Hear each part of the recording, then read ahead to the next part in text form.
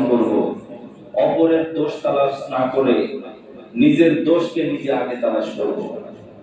আমার ভিতরে কি পরিমাণ দোষ রয়েছে আমি যদি তালাশ করতে থাকি, তাহলে আরেকজনের পিছনে বা আরেকজনের পিছনে সমালোচনা করার সময় মনে হয় কেউ পাবে না, ঠিক কিনা বলেন?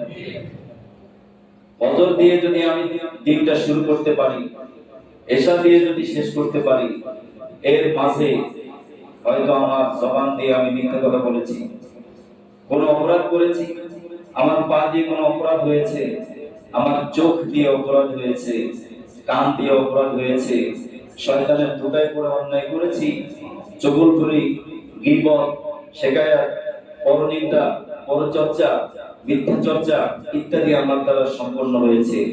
যদি 5 ওয়াক্ত নামাজ অন্তত জামাতের সাথে আদায় করতে পারি সময় মতো, এক নামাজ এবং আরেক নামাজের মাঝামাঝি যত সগীরা গুনাহ রয়েছে আল্লাহ রাব্বুল আলামিন এই নামাজের ওসিলায় মাফ করে দেন।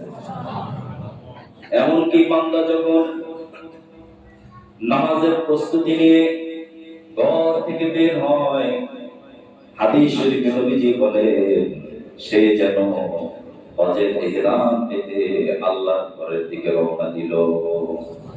প্রত্যেকটা কদমে কদমে এক একটা নেকি লেখা দেওয়া হয় এবং এক একটা গুনাহ মাফ করে দেওয়া হয়। যে বান্দা যখন নামাজের জন্য ওযু করে, নবীজি বলেন ওযু শুরু করে এবং শেষ পর্যন্ত যতগুলো অঙ্গ প্রত্যঙ্গ সে ধুইতে থাকে, ওযুর পানির সাথে আল্লাহ রাব্বুল আলামিন সগীরা গুনাহগুলোকে এইভাবে মোচন করে দেয়। এমনকি আঙ্গুলের অগ্রভাগ থেকে, পায়ের আঙ্গুলের অগ্রভাগ থেকে সগীরা গুনাহগুলো ঝরে যায়। এই দৃশ্য আমরা দেখি না, বলেছেন প্রিয় নবী জনাব রাসূলুল্লাহ সাল্লাল্লাহু আলাইহি ওয়াসাল্লাম। এজন্য আমরা শপথ করি, অঙ্গীকার করি, অপরাধ থেকে মুক্তি লাভের জন্য 5 ওয়াক্ত নামাজের কোনো বিকল্প নাই। আছে? ফজরের নামাজে অরিজিনাল মুসল্লি বোঝা যায়, যোহরের নামাজে কিছুটা বোঝা যায়, ফজরে এই মসজিদে এখন মাত্র 1 কাতার, 1.5 কাতার, কখনো 2 কাতার হয়। এটা কি কাম্য ছিল? অত্র এলাকায় যত মানুষ বসবাস করে 10 ভাগের 1 ভাগ মুসল্লিও যদি মসজিদে আসতেন, মসজিদের নিচতলা পড়ে যেত, ঠিক কি না? তা আমরা কি সারা রাত ধরে আমরা জাগ্রত থাকি? যুবকেরা তাদের প্রিয় দলকে সাপোর্ট করে, চিল্লা পাল্লা করে, মানুষের ঘুম নষ্ট করে, সময় নষ্ট করে, টাকা নষ্ট করে, কিন্তু ওই ফজরের সময় যে খেলাটা হয়, ঠিক 4:40 ফজরের জামাত শুরু হয়, তখনও কিন্তু কোনো কোনো খেলা চলে, ঠিক কিনা বলে? ওই সময় ওই যুবক ভাইয়েরা অথবা যারা আমরা ওই খেলার দিকে চোখ রাখি, 10টা মিনিটের জন্য যদি মসজিদে চলে আসতে পারি, তারপরেও তো আমরা আসি না, ঠিক কিনা বলে? যেই দলকে আমি ভালোবাসি, মহব্বত করি, সেই দলে সব ধরনের সিম্বল আমার ভিতরে ধারণ করার চেষ্টা করি।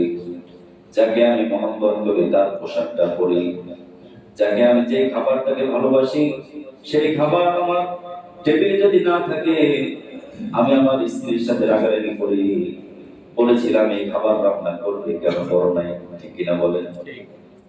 আমি যেই দলকে সাপোর্ট করি সেই দলের পতাকা, সেই দলের লোগো, সেই দলের জার্সি, সেই দলের যত প্রকারের জিনিস রয়েছে সেগুলোর ব্যবসা করে ব্যবসায়ীরা কোটি কোটি টাকার মালিক হয়ে যাচ্ছে। আর আমি এই জার্সি পরে প্রমাণ করছি আমি একজন এই দলের সাপোর্টার। অথচ যেই কালিমা পড়ে আপনি মুসলমান হয়েছেন, যেই কালিমায় আপনাকে নিরাপত্তা দিবে, যেই কালিমা আপনাকে সফলতা দিবে, যেই কালিমার ছায়াতলে এসে একজন মানুষ জাহান্নাম থেকে জান্নাতের রাস্তা পাবে, সেই কালিমার প্রতি আমাদের এত উদাসীনতা কেন, ঠিক কি না?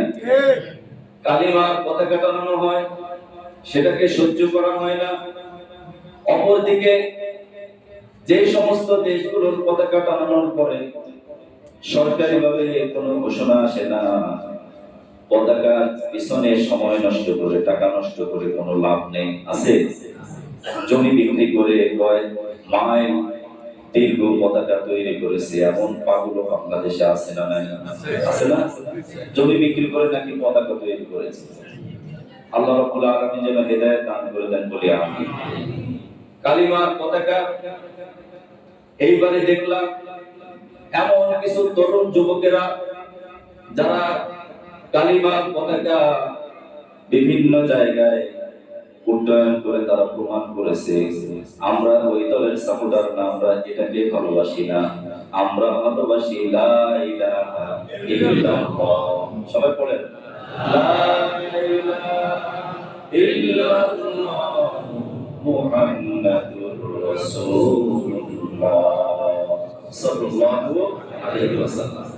এই যুবকেরা আমাদেরকে শিক্ষা দিচ্ছেন আমরা যেমন কালিমার পতাকাকে ভালোবেসে এটাকে উন্নয়ন করার সাহস করেছি, আমরা প্রমাণ করব টুডে এবং টুমরো মানুষের কোনো কিছুতে শান্তি আসবে না, নিরাপত্তা আসবে না, সুখ আসবে না। সুখ এবং শান্তির জন্য ইসলামের বিকল্প আর কিছুই দুনিয়াতে থাকতে পারে না। পারে কি পারে না? পারে না। কালিমা তাইয়্যিবা যে ব্যক্তি পড়ে নিল সেই ব্যক্তি একমাত্র নিরাপদ। কালিমার পতাকায় যে আশ্রয় নিল সেই ব্যক্তি একমাত্র নিরাপদ হয়ে গেল। এজন্য কোন দেশকে খুশি করার জন্য আমরা কালিমা পড়ি নাই, আমরা কালিমা পড়েছি কাকে খুশি করার জন্য? আল্লাহকে খুশি করার জন্য। মুহতারাম হাজিরিন, এই যুবকেরাই দেখবেন এক সময় বাংলাদেশে কালিমার পতাকা উড়াবে ইনশাআল্লাহ। আমরা সেই দিনের অপেক্ষায় থাকলাম আর আমরা দোয়া করি আল্লাহ রাব্বুল আলামিন যেন আমাদেরকে কালিমার ছায়ায় আশ্রয় নেওয়ার তৌফিক দান করেন। মুহতারাম হাজিরিন, নবীজি সাল্লাল্লাহু আলাইহি ওয়াসাল্লাম মুহররম মাসে বেশি বেশি তওবা ইস্তিগফার করেছেন, আমরা তওবা ইস্তিগফার করব। এছাড়া আশুরার দিন যেহেতু সামনে রয়েছে, আগামী জুমায় আমরা আশুরার গুরুত্ব সম্পর্কে আলোচনা করব। নবীজির দৌহিত্র ইমাম হাসান এবং হুসাইন কারবালার প্রান্তরে তারা শাহাদাত বরণ করেছেন 661 হিজরি সনে। ইরাকের ফোরাত নদীর তীরে তারা যে নিজেকে এইভাবে ইসলামের জন্য উৎসর্গ করেছেন, তাদেরও ভাষা একটা ছিল, পৃথিবীতে একমাত্র আল্লাহর আনুগত্যই চলবে, আর কারো দাসত্ব গোলামি মানুষ করতে পারে না, কোন ব্যক্তির গোলামি করা যাবে না। মুহতারাম হাজিরিন, আসুন মুহররম মাসে আমরা 5 ওয়াক্ত নামাজ জামাতের সাথে পড়ব ইনশাআল্লাহ। দ্বিতীয়ত বেশি বেশি রোজা রাখার চেষ্টা করব, বিশেষ করে আশুরার দিন, তার আগের দিন অথবা তার পরের দিন মিলিয়ে 2 দিন রোজা রাখার চেষ্টা করব। বেশি বেশি তওবা ইস্তিগফার করব, সকল প্রকারের অন্যায় অপরাধ থেকে, মদ জুয়া এবং পাপাচার থেকে আমরা বিরত থাকার চেষ্টা করব। যুবকদের জন্য আমরা দোয়া করব আল্লাহ রাব্বুল আলামিন যুবকদেরকে যেন সকল প্রকারের নেশা থেকে হেফাজত করেন, জোরে বলেন আমিন। তাদেরকে যেন নামাজের নেশাদার বানিয়ে দেন, কোরআনের নেশায় যেন তারা আসক্ত হয়ে যায়, তারা যেন ইসলামের ছায়াতলে ইসলামের আসল স্পিরিট যেন আল্লাহ পাক যুবকদেরকে দান করে দেন। সবাই বলি আমিন। আমরা প্রত্যেক নামাজানতে দোয়া করব আল্লাহ রাব্বুল আলামিন যেন আমাদের সবাইকে সিরাতাল মুস্তাকিমের পথে পরিচালিত করেন, জোরে বলেন আমিন। ওয়া আখিরু দাওয়ানা আলহামদুলিল্লাহি রাব্বিল আলামিন। আসসালামু আলাইকুম ওয়া রাহমাতুল্লাহি তাআলা ওয়া বারাকাতুহু।